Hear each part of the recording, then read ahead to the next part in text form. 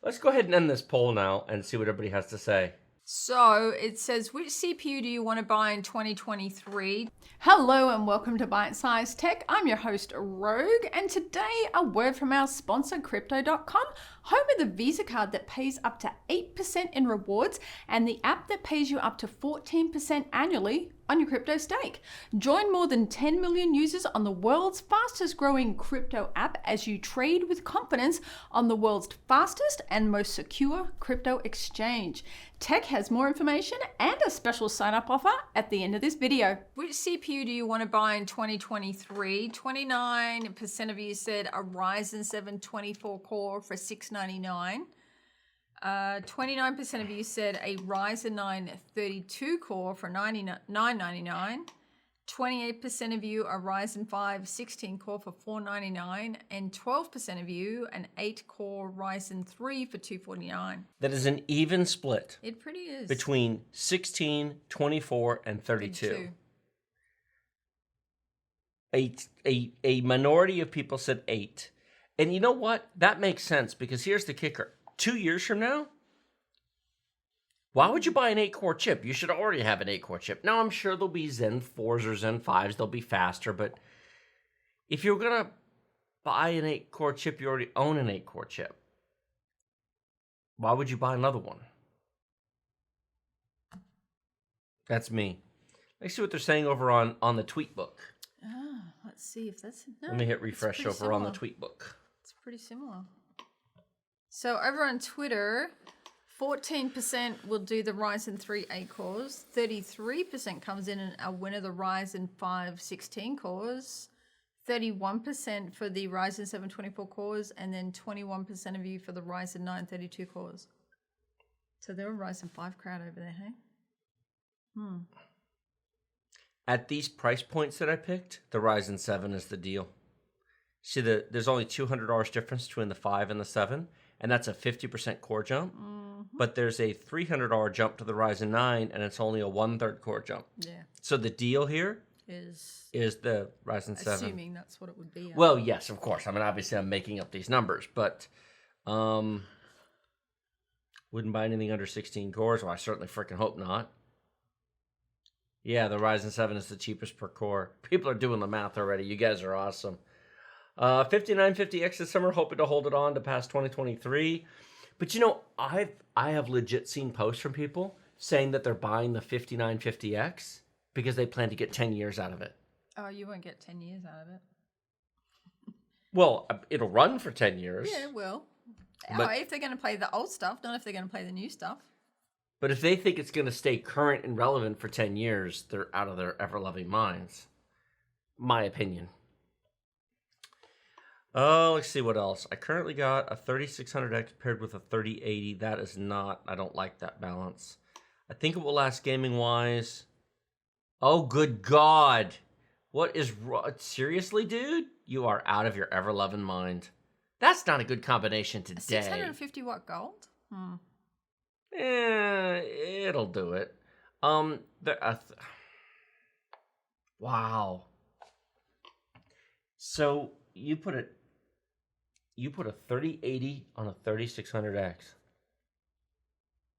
No. People do it all the time. Yeah, they do. They don't know what they don't know what they're missing. No. They have no idea how bad that combination really is. They don't. Anything that really, really, really, really wants a 3090 or 3080, same, pretty close.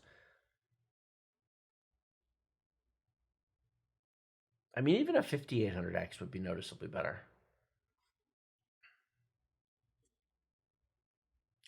No, and I'll still be happy with my 10850K. Yeah, probably true in 2 years. It's going to take a C engine and game engine programming before we need anything more. Yes, that is true. To really push much beyond this, for at least just for that. Now, multitasking, no, but yeah, that's fine. 10 cores. See, this right here. Okay, folks. 10 cores and over above 1440p seems not to have an impact on most modern titles. That's a true statement.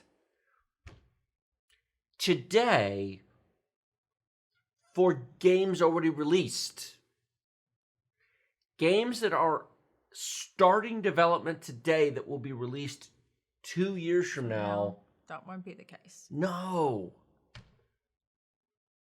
Why is that so hard? People are getting now and then mixed up.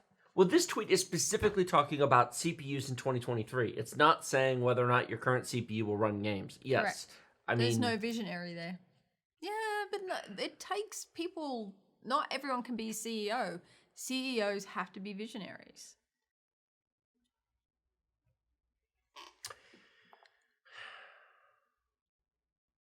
16 cores because I doubt in 2023 before I would want to upgrade a 32 or 24 core would make a difference around 2028. That's when the 128 cores will be here. Exactly.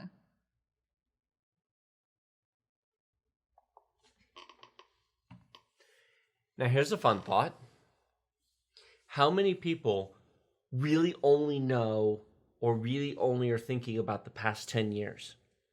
From 2008, 2009, when the 4 cores became common, to 2017, 2018, when the 4 cores really started to die off, they look at that 10 years and go, yeah, you bought a 4-core chip and it lasted for 10 years. I'll buy an 8-core chip, it'll last for 10 years. Do you know why that worked during that time? Because there was hardly any change. AMD was sleeping. There was nothing worth buying. So Intel just went, Now, Intel and AMD are doing kapow, ka-chow, kapoom. Yeah, the old comics like the Batman. I know. I wish I could do the Batman music, but I'm not that good. No, I'm not that good either. And if I was that good, we'd get copyright claims. Yeah, exactly. So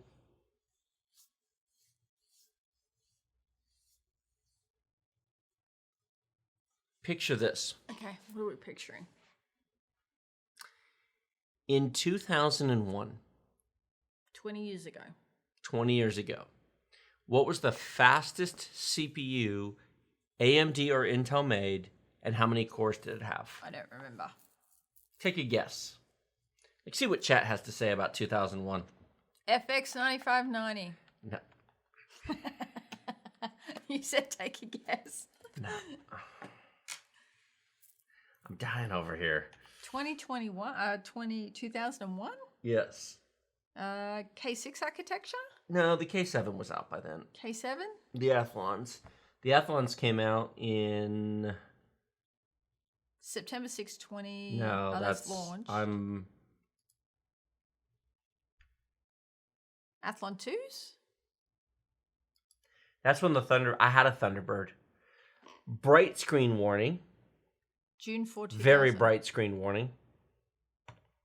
Who remembers the T-Birds? Those launched in 2000. Mm-hmm. When I went to Windows XP, I had a Thunderbird. That's before we had integrated heat spreaders. You see these things right here? Oh, yeah, look at Those are meant to support the cooler so that you don't, because that's actually an exposed die and you could chip it if you mounted the cooler in a funny way. Oh, that's true. Athlon XP wasn't out yet. See, they actually came on a card. That was a slot A card that you put on the motherboard. Then they went to the sockets. So if we come down here to, where's the spec sheet? Well, they suck. Well, the best we can do is, so the maximum speed was 1.4 gigahertz. But around 2001, 1.2 would have been typical. I actually think mine was a 1.2. So in 2001, you'd have had a 1.2 gigahertz Athlon Thunderbird. 1 core, 1 thread. Hyperthreading didn't exist yet. Nope. In 2001, you could have upgraded to Windows XP when it first launched. What CPU was common 10 years later? What was the best Intel CPU you could buy 10 years later? What? In 2011. What famous CPU launched in 2011? Remind me. Sandy Bridge. i7. 4? 4.8. i7 2600K. Oh, 2600K. Think about the leap in 10 years between a 1.2 gigahertz Athlon Thunderbird and an i7 2600K. Okay. Those aren't even the same freaking universe. That's How many of you would still be using a Thunderbird 10 years later? It's ridiculous. that's like saying that you're using this. No, it's utterly absurd. They're not even in the same universe.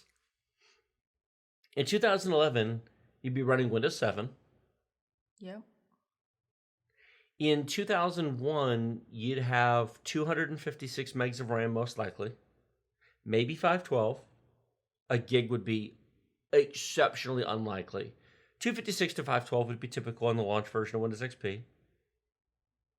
You might have a 10 gigabyte hard drive Yeah, hard drive.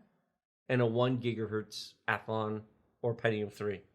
And 10 years later, you'd have had maybe 8 gigs of RAM. So 16 times the RAM. You'd have a 3.8 to 4 point something gigahertz, 4-core, 8-thread Sandy Bridge chip with a 1 or a 2 terabyte hard drive. Or an SSD if you were an early adopter. True. Now, 10 years from now, in 2031, how many of you think your Ryzen 9 5950Xs are going to be awesome?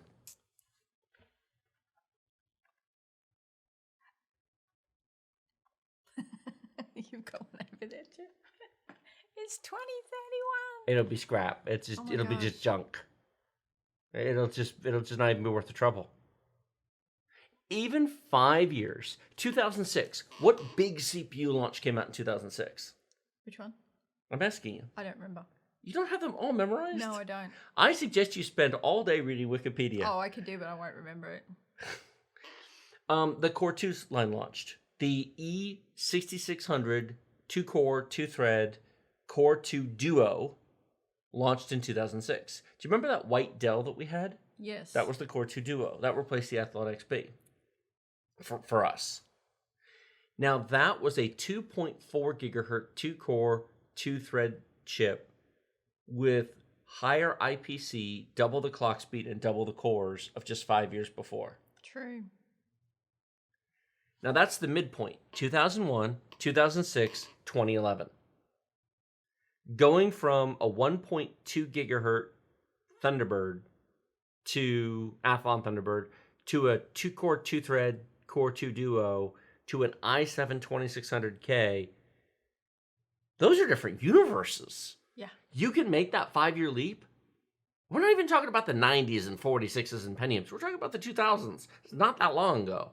So if you kept your Thunderbird for 5 years, by the time 2006 came out, your computer... You were feeling it. No, you weren't feeling it. You couldn't run new games. Your computer was basically useless for anything new. But you could still run the previous stuff just fine. Well, they always will do that. 20 years from now, they'll always do that. Exactly. But the point is, But if you're upgrading, if you tried to keep your computer for 5 years, it went from really nice to Walmart junk in 5 years. playing the new stuff. Trying to keep up. And if you bought a Core 2 Duo in 2006, and I know there's people who say, oh, I used one of those for 10 years. Not doing anything new, you didn't. I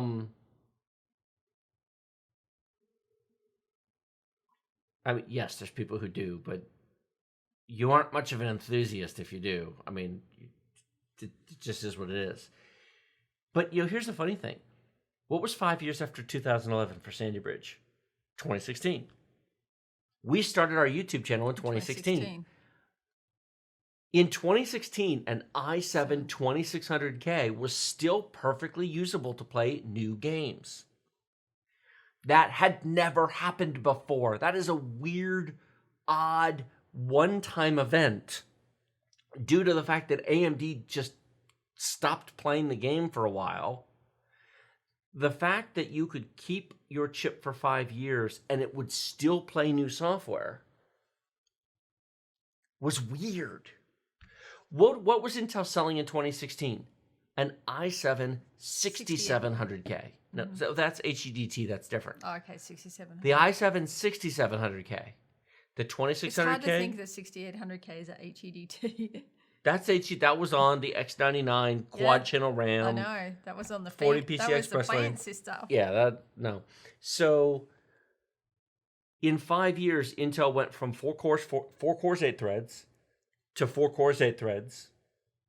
And they went from 3.8 gigahertz to 4.2 and a slightly higher IPC.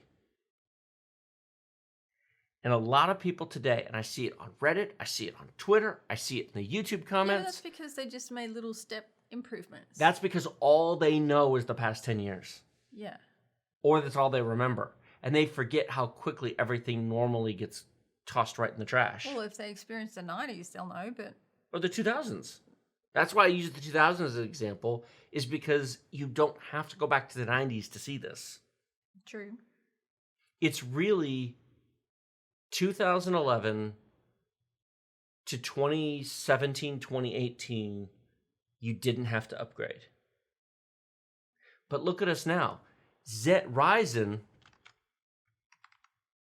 launched in 2017. It did. That was 4 years ago. Mm-hmm. Zen 1. Do you consider a Ryzen 7 1700X to be a great CPU today? Not for new stuff. No. It's functional, but no. If you're doing 2017 stuff on it, it's just fine.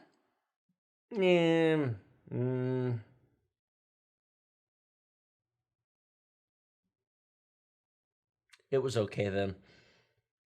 But it was cool that we got 8 cores for $300. Its big claim to fame was 8 real cores for $300. Yes. But then the 2700X came out and that was better. And then Zen 2 came out and you have personally experienced, yes, you've personally experienced the difference. Yep. And then you went from your Zen 2 to your i9 and you experienced it again. Mm-hmm. Yes. I just got done testing the new Alder Lake chips. They're very, very nice. They're expensive, unfortunately, with the motherboard platforms. We'll get cheaper motherboards next year. You don't have to throw out a 9900K if you're not multitasking, you're not doing a lot of different stuff. But I definitely would replace something older than that. A 2700X, an 8700K. Mm-hmm. Here's food for thought. The i9 11900K, 8-core, 16-thread chip. Yep. $500. You want to know something fun? The i5 12600K beats it in everything. In everything. Single core, multi-core, doesn't matter. Ouch. That is how much of a leap Alder Lake is. The 12th gen i5 beats the 11th gen i9 across the board. I have yet to find an exception to that rule. That's pretty cool. That's very cool. I think that might be the first time the i5 beats the previous generation top-end chip. Because, like, an i5 8600K does not beat an i7 7700K. Because there's fewer threads. It's a 6-core, 6-thread chip, whereas the previous chip was a 4-core, 8-thread chip. So what kind of jump do you think they'll make with the Raptor Lake? Just a little tinsy... Yeah, that'll be a small jump. That'll just be adding 8 more E-cores. It will help multi-threaded. It won't do much to single-threaded. Okay. It'll just be the refresh. There you go. What's chat yapping about? I've been sitting here pontificating and have not been reading chat. Andrew Preston says that 1700X is a great CPU at the $100 price point. I would agree with you. At $100, that's a great bargain option. There's no bad products. Just bad prices. The 7700K works on the new games. No, it doesn't. Not very good. I mean, it will physically launch them and run them. It's pretty crap. Cyberpunk 2077 called and wants more cores. Oh, do you know why Michael said that? Why? Because he has the 7700K. Mm-hmm. I know. He doesn't want to be told his chip is due for replacement. You're right. People want to defend what they have. They want to plant their flag in the ground and they want to say, well, this is what I have, and so it's enough for gaming. Because they don't want to be told that their chip isn't good enough. For the new stuff, and if they don't have the money to upgrade, then they have to justify what they've got and make themselves feel better about it. So Stop being emotionally fragile. Did I say that out loud? Your personal self-worth and ego should not be built up in your computer. If you have a 7700K and you cannot afford to upgrade, fine. Just play games it's designed to play. Play the older stuff. Yeah. Don't try to run Cyberpunk on that thing. A content creation agency? Why would Corsair want a content creation agency? Okay.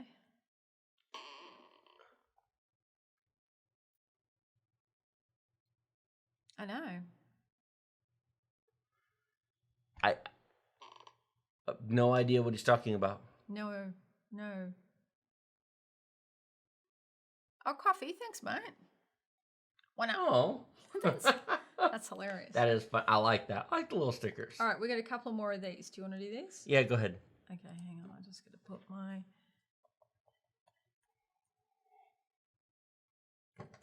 Andrew says, stop attacking my eggshell skull. You know what? If you, not you personally, Andrew, but anybody watching, if you can't afford to upgrade, if you have a potato computer, fine. Go play Defense Grid. Go play any of the 1,000 games that will play just fine on the older machines. 2 weeks ago, I actually got done. One of the reasons why I benchmarked Defense Grid 2 on the Ryzen 7 APU is I was looking for games that would run really well. I wasn't out to just beat up the integrated graphics and say, oh, look, it doesn't run Cyberpunk. Newsflash. The integrated graphics on the 5700G does not, in fact, run Cyberpunk. Like, at all. Except it does, technically. That's the funny thing, is people go, well, it runs. I got something for you here.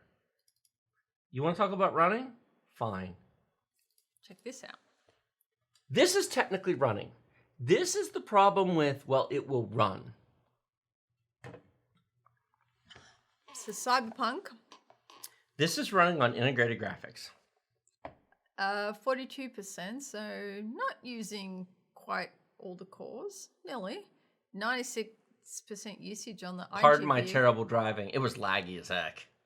14 gigs of 32 gigs. Look at this lovely frame time. Oh my God. It's awful. 23 frames a second in the 1% lows, 42 average. Wow. It was bad. Oops. The lag between when you press the buttons to try to drive is pretty bad. It's awful.